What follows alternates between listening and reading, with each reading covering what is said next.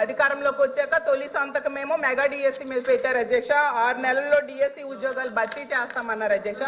9 నెలలు అయింది అధ్యక్ష, ఒక్క టీచర్ పోస్ట్ కూడా భర్తీ చేయలేదు అధ్యక్ష. అలాగే తీసుకుంటే గౌరవ మంత్రివర్య లోకేష్ గారు జనవరి 1వ తేదీన జాబ్ క్యాలెండర్ ఇస్తామని మంత్రివర్యం చెప్పడం జరిగింది అధ్యక్ష. క్యాలెండర్ ఇయర్ మారిపోయింది కానీ జాబ్ క్యాలెండర్ మాత్రం ఇవ్వలేదు అధ్యక్ష. అలాగే ప్రభుత్వ ఉద్యోగుల పరిస్థితి, ప్రభుత్వ ఉద్యోగులకి ఏంటంటే 9 నెలల్లో ప్రభుత్వం తాలూకు నిజ స్వరూపం తెలిసిపోయింది అధ్యక్ష. ఎందుకంటే ఒక్క డిఏ కూడా 9 నెలల్లో ఇవ్వలేదు అధ్యక్ష. అసలు ఒక్క డిఏ కూడా ఇవ్వని ఏడాది ఏదైనా ఉందంటే అది ఈ కూటమి ప్రభుత్వంలో ఉన్న ఈ పరిపాలనలోనే అధ్యక్ష. అలాగే అధికారంలోకి రాగానే ఐఆర్ ఇస్తామన్నారు అధ్యక్ష. 9 నెలలు అయింది, 9 పైసలు కూడా ఇవ్వలేదు అధ్యక్ష. ఉద్యోగులకేమో పిఆర్సీ ఇస్తామన్నారు అధ్యక్ష. గతంలో జగన్మోహన్ రెడ్డి గారు వేసిన పిఆర్సీ కమిషన్ చైర్మన్ ఏమో బెదిరించి రాజీనామా చేయించారు అధ్యక్ష. ఇప్పుడు 9 నెలలు అయినా కూడా కొత్త చైర్మన్ ని అపాయింట్ చేయలేదు అధ్యక్ష. అధ్యక్ష చైర్మన్లు బెదిరిస్తాయంట అధ్యక్ష. ఎక్కడ బెదిరించా? మేడం గారు వైకాపా ప్రభుత్వం అనుకుంటున్నారు. ఇది ఎన్డీఏ ప్రభుత్వం అధ్యక్ష. ఇక్కడ ఎవరిని బెదిరించట్లేదు. చట్టపరంగా ఏమన్నా చేస్తాం. చైర్మన్లు బెదిరించాలంటే ఎట్లా అధ్యక్ష? ఇది సిపిఎస్ రద్దు చేస్తారన్నారు, రద్దు చేస్తారా చెప్పనండి సార్. సరెండర్లు ఎన్ని పెండింగ్ పెట్టి వెళ్ళారు సార్. పోలీస్ సోదరులు రావాల్సిన సరెండర్ చాలా పెండింగ్ పెట్టాం. మన ప్రభుత్వ అధికారులకు వచ్చిన సరెండర్ మనం 1 సరెండర్ క్లియర్ చేస్తాం సార్. బ్యాలెన్స్ కూడా క్లియర్ చేస్తాం సార్. జీతాలు సకాలంగా 1వ తారీఖు నాడు చెల్లిస్తున్నాం. ఎన్ని చేస్తున్నాం. సింపుల్ గా ఇట్లా చైర్మన్లు బెదిరించారంటే మీరు ఒప్పుకుంటే ఎట్లా అధ్యక్ష? ఇది దయచేసి అర్థం చేయండి అధ్యక్ష. ఎన్ని రికార్డు నుంచి తొలగించాలి అధ్యక్ష. చైర్మన్లు బెదిరించాం, ఇది కరెక్ట్ కాదు అధ్యక్ష. దయచేసి అర్థం చేసి కోరుతున్నాం. 9 నెలల్లో కాంట్రాక్ట్ ఉద్యోగులు, అవుట్ సోర్సింగ్ ఉద్యోగులు రోడ్డెక్కే పరిస్థితి అయితే వచ్చింది అధ్యక్ష. వీటన్నిటి మీద కూడా గవర్నర్ గారు అయితే తన ప్రసంగంలో చెప్పలేదు అధ్యక్ష. అలాగే చంద్రబాబు నాయుడు గారు, పవన్ కళ్యాణ్ గారు వీళ్ళు లేకపోతే మోడీ గారు ప్రభుత్వమే ఉండదు అనేసి పెద్దలందరూ చెప్తూ ఉంటారు అధ్యక్ష. అంటే చాలా మంచి అవకాశం. నేను ఒప్పుకోవట్లేదు. ఐఎమ్ సారీ అధ్యక్ష. No no no no no. ఎవరు చెప్పారు అధ్యక్ష? అది ఎవరు చెప్పారు? ఎవరు చెప్పారమ్మా? ఎవరు చెప్పారు తల్లి? ఎవరు చెప్పారు సార్? అధ్యక్ష రాష్ట్ర ప్రయోజనాల కోసం అన్కండిషనల్ గా ఇటు చంద్రబాబు నాయుడు గారు కానీ అటు పవన్ కళ్యాణ్ గారు కానివ్వండి, ఇద్దరు నాయకులు కలిసికట్టుగా ఇండియాకి సపోర్ట్ చేశారు. ఎన్నికల ముందల, ఎన్నికలు అయిన తర్వాత రిజల్ట్స్ వస్తుంటే కరెక్ట్ గా 1 అవర్ తర్వాత గౌరవ ముఖ్యమంత్రి చంద్రబాబు నాయుడు గారు స్వయంగా హోంమంత్రి గారికి, ప్రధానమంత్రి గారికి ఫోన్ చేసి కంగ్రాచులేషన్స్, కలిసికట్టుగా ఈరోజు ఎన్డీఏ ప్రభుత్వం 3వసారి ఏర్పడుతుంది అని అన్కండిషనల్ సపోర్ట్ ఇచ్చాం అధ్యక్ష. మేము పదవులు అడగలేదు అధ్యక్ష. రాష్ట్రానికి నిధులు ఇవ్వండి, రాష్ట్రాన్ని కాపాడండి, దివాలా ఎత్తేసింది, చాలా ఆర్థిక ఇబ్బందులు ఉంది, గత ప్రభుత్వం చేతకంతనం వల్ల ఇబ్బంది పడుతున్నాం, మీరు ఆదుకోండి అని చెప్తే రైల్వే జోన్ తీసుకొచ్చా అధ్యక్ష. విశాఖ ఉక్కుని కాపాడే అధ్యక్ష. చివరి అమరావతిని నిధులకి తీసుకొచ్చా అధ్యక్ష. పోలవరంకి నిధులు తీసుకొచ్చా అధ్యక్ష. అది ఈ రోజు మన ప్రభుత్వానికి ఉన్న చిత్తశుద్ధి అధ్యక్ష. మేము ఎక్కడ చెప్పలేదు అధ్యక్ష. దయచేసి మేడం గారు ఎస్ విత్డ్రా దట్ పాయింట్.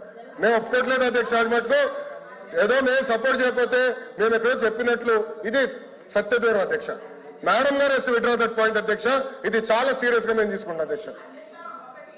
అందరూ అంగీకరించాల్సిన నిజం, మన రాష్ట్రంలో ఉన్న ఎంపీల మీద కేంద్ర ప్రభుత్వం ఆధారపడి ఉంది అనేది నిజం కదండి అధ్యక్ష. సో ఇది చాలా మంచి అవకాశం అని చెప్తున్నారు అధ్యక్ష. అధ్యక్ష చూడండి అధ్యక్ష, మాట మార్చుతారు. స్టేట్మెంట్ ఏంటి? మనోడే రాస్తున్నారు, స్టెనో ఉన్నారు. స్టేట్మెంట్ ఏంటి అధ్యక్ష? నేను అది రికార్డ్ నుంచి తొలగించాలి అధ్యక్ష. అది సీరియస్ అలిగేషన్. సీరియస్ అలిగేషన్ చేశారు. మేడం గారు మా పైన ఆరోపణలు చేస్తున్నారు. నేను ఎక్కడో స్టేట్మెంట్ ఇచ్చినట్టు మాట్లాడినట్టు ఉంది, లేదా తెలుగుదేశం పార్టీ సభ్యులు ఏదో స్టేట్మెంట్ ఇచ్చినట్టు మాట్లాడారు. కరెక్ట్ కాదు అధ్యక్ష. నో మేడం గారు వస్తే విత్డ్రా దట్ అధ్యక్ష. చాలా స్పష్టంగా అధ్యక్ష మేడం గారు ఏమన్నారంటే మేము ఎక్కడో స్టేట్మెంట్ ఇచ్చినట్టు, మా పైన కేంద్ర ప్రభుత్వం ఆధారపడి ఉంది అని వక్రీకరిస్తూ మేడం గారు స్టేట్మెంట్ ఇచ్చారు అధ్యక్ష. నేను మళ్ళీ చెప్తున్నా, అన్కండిషనల్ సపోర్ట్ చేశాం, రాష్ట్ర ప్రయోజనాల కోసం చేశాం. గత 9 నెలలు పూర్తి చేయలేదు సార్. మీరేమన్నారు అధ్యక్ష? ఒక్క నిమిషం. మీ నాయకులు ఏమన్నారు అధ్యక్ష? పులివెందుల ఎమ్మెల్యే ఏమన్నారు? గతంలో మెడలో ఉంచి ప్రత్యేక హోదా తెస్తాన్నారు. ఏమైంది? మెడలో ఉంచి ప్రత్యేక హోదా తెస్తానని ఆనాడు చెప్పారో చెప్పలేదా? అన్ని బిల్స్ మీరు 5 సంవత్సరాలు సపోర్ట్ చేశారు. ఏమైంది? ప్రత్యేక హోదా తీసుకురాలేదు. మేము మళ్ళీ చెప్తున్నాం తెలుగుదేశం పార్టీ జనసేన సభ్యులు కూడా ఉన్నారు.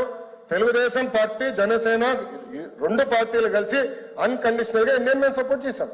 ఎన్నికల ముందర కూడా చెప్పాం ప్రజలకి. నేను చెప్పాను అధ్యక్ష.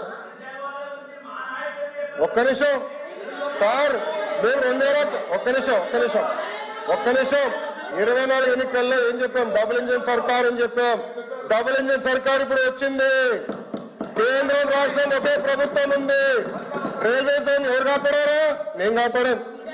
విశాఖకు మీరు పెద్ద మాటలు మాట్లాడుతున్నారు. 13,000 కోట్లు చంద్రబాబు గారు పైన నాయకత్వం మేము తీసుకొచ్చాం అధ్యక్ష. 13,000 కోట్లు తీసుకొచ్చాం. మీ ఉత్తరాంధ్ర ఎమ్మెల్సీలు మాట్లాడండి.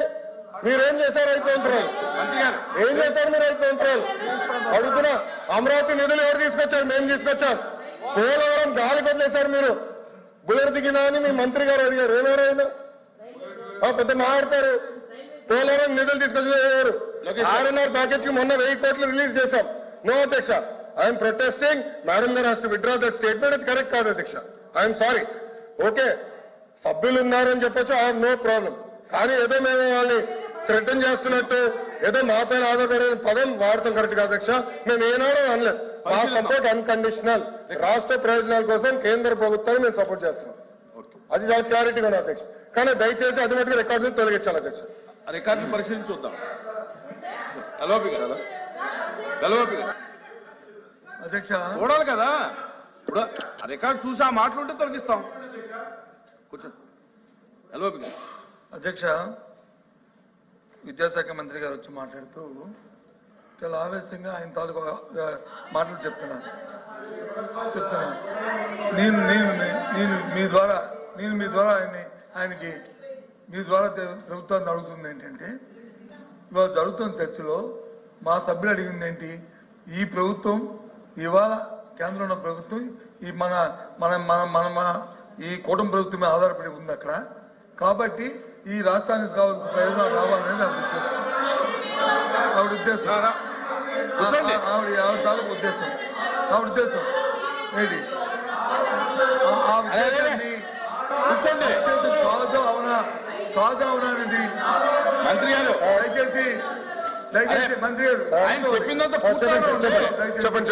ఆయన చెప్పింది పూర్తయిన తర్వాత మీరు మాట్లాడండి. మళ్ళీ ఏమనుకో, డోంట్ థింక్ అదర్. ఎందుకంటే మాట్లాడండి. మళ్ళీ మీరు చెప్పండి. ఆమె చెప్పింది అది కాదు, మా మీద ఆధారపడలేదు, లేదు మాకు అవసరం లేదు అని అంటే అదొక వేరే విషయం. ఇప్పుడు మీరే చెప్తున్నారు రాష్ట్ర ప్రయోజనాల గురించే మేము ఉన్నామని. ఎస్, రాష్ట్ర ప్రయోజనం. ఆ రాష్ట్ర ప్రయోజనాల్లో భాగంగానే ఈ రాష్ట్రానికి ప్రయోజనం కలిగించే ఈ అంశాలు చేయమని చెప్తుంది మా సభ్యురాలు.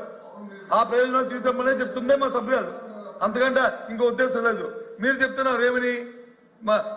అప్రస్తుతంగా సభలో లేని వ్యక్తులను వచ్చి మా నాయకుడు జగన్మోహన్ రెడ్డి గారి పేరు కూడా ఆయన తీసుకున్నారు.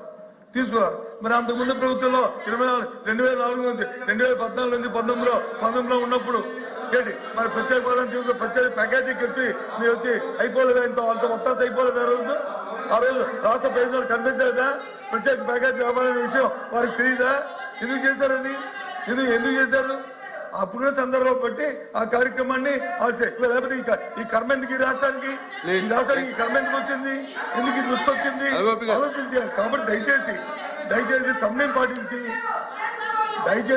పాటించి సభ్యులు మాట్లాడుతుందేంటి? తర్వాత మీరు దానికి మీరు రిప్లై చెప్పండి. మీ రిప్లైలో మీ ఇష్టం ఏం చెప్తారో చెప్పండి. మేము వింటాం ఇక్కడ కూర్చొని. వాస్తవాలు చెప్పండి. మీరు ఇంటర్ప్రిటేషన్ చేయడం, గౌరవ మంత్రి ఆవిడ మాట్లాడడం అది సంబంధించిన దయచేసి కొంచెం కోపపట్టండి. మీరే కదా రిప్లై చెప్తారని అనౌన్స్ చేశారు. రిప్లై మీరే చెప్తారు, చెప్పండి. తప్పేముంది? వెయిట్ చేయండి 10 నిమిషాలు. అంతేగాని ఈ విషయాన్ని చెప్పుకునేస్తుంటే ఇది ఎక్కడికి వెళ్తుంది? కాబట్టి దయచేసి మంత్రి గారు సమయం పాటించి సందర్భాన్ని బట్టి మాట్లాడడం అనేది సంబంధించిన నేను తెలియజేస్తాను. లోకేష్ గారు. అధ్యక్ష, ఇప్పుడు హౌస్ ఆంధ్ర రాష్ట్ర ప్రజలందరూ చూస్తున్నారు, లైవ్ లో కూడా చూస్తారు. మేడం గారు మాట్లాడుతూ ఎగతాళిగా మేమేదో అన్నాము మా పైన. మేడం గారు ఒక్క నిమిషం పూర్తి చేయండి. ఎవరో సభ్యులు చెప్పారు, నేను పూర్తి ఎవరికి నేనేం మాట్లాడలేదు. మళ్ళీ నేను ఇప్పుడు నుంచున్నా, నా ఛాన్స్ మాట్లాడి నేను ఎగతాళి చేస్తూ కేంద్ర ప్రభుత్వంతో మా పైన ఆధారపడి ఉంది అంటాం కరెక్ట్ కాదు అధ్యక్ష. నేను మళ్ళీ చాలా స్పష్టంగా చెప్తున్నా, తెలుగుదేశం పార్టీ కానీ జనసేన పార్టీ కానీ అన్కండిషనల్ గా మేము సపోర్ట్ చేసాం కేంద్ర ప్రభుత్వం. ఆనాడు ప్రధానమంత్రి గారిని చంద్రబాబు నాయుడు గారు కానివ్వండి, పవన్ అన్న కోరింది రాష్ట్రాన్ని మీరు కాపాడాలి, పెట్టుబడులు నిధులు ఇవ్వాలి అని చాలా స్పష్టంగా చెప్పాం. దాంట్లో భాగంగా మేము తీసుకొచ్చాం, రైల్వే జోన్ తీసుకొచ్చింది మేము అధ్యక్ష. విశాఖ ఉక్కుని కాపాడింది ఎన్డీఏ ప్రభుత్వం అధ్యక్ష. గతంలో కాపాడింది ఎన్డీఏ ప్రభుత్వం, మళ్ళీ కాపాడింది ఎన్డీఏ ప్రభుత్వం అధ్యక్ష. వాజ్పేయి గారు కాపాడారు, ఇప్పుడు నరేంద్ర మోడీ గారు కాపాడారు. మేము వెళ్ళి మాట్లాడాం, మేము చర్చించాం, అది జరిగింది. అంతేకాకుండా అధ్యక్ష అమరావతికి నిధులు తీసుకొచ్చాం, పోలవరానికి నిధులు తీసుకొచ్చాం. సో అధ్యక్ష మళ్ళీ నేను మేడం గారిని కోరేది, కేంద్ర ప్రభుత్వం సహకారం ఆంధ్ర రాష్ట్రానికి చాలా చాలా అవసరం. వక్రీకరిస్తూ ఎగతాళి చేస్తూ మాట్లాడటం కరెక్ట్ కాదు. మేము అన్కండిషనల్ గా సపోర్ట్ చేసాం. యూఆర్ పార్ట్ ఆఫ్ ఎన్డీఏ అధ్యక్ష. మళ్ళీ ఎన్నిసార్లు చెప్పాలి నేను? మా సపోర్ట్ అన్కండిషనల్. ఎన్నికల ముందల మేము చేరం ఎన్డీఏలో. ఎలాంటి కండిషన్స్ పెట్టకుండా రాష్ట్ర ప్రయోజనాల కోసం ఎన్డీఏలో మేము కానివ్వండి, పవన్ అన్న నాయకత్వంలో జనసేన కానివ్వండి, మేము చేరం, అన్కండిషనల్ గా సపోర్ట్ చేస్తున్నాం. దాంట్లో భాగంగానే ఈరోజు ఎప్పుడు రాని విధంగా మీరు 5 సంవత్సరాల్లో తీసుకురాలని నిధులు మేము 9 నెలల్లో తీసుకొచ్చాం అధ్యక్ష. అది తెలుగుదేశం పార్టీకి జనసేన పార్టీకి ఉన్న చిత్తశుద్ధి, ఆంధ్ర రాష్ట్ర ప్రజల పట్ల మాకున్న చిత్తశుద్ధి అధ్యక్ష. దయచేసి అది గమనించమని కోరుతున్నాను. అందుకే అధ్యక్ష రికార్డులు చూడండి, నాకు తప్ప అర్థం ఉంటే ఓకే, నో ప్రాబ్లం, కానీ దయచేసి రికార్డులు పరిశీలించి తొలగించమని కోరుతున్నాను. కూర్చోండి కూర్చోండి ప్రత్యేక హోదాని మేడం, మీరు కాంట్రవర్సీ లేకుండా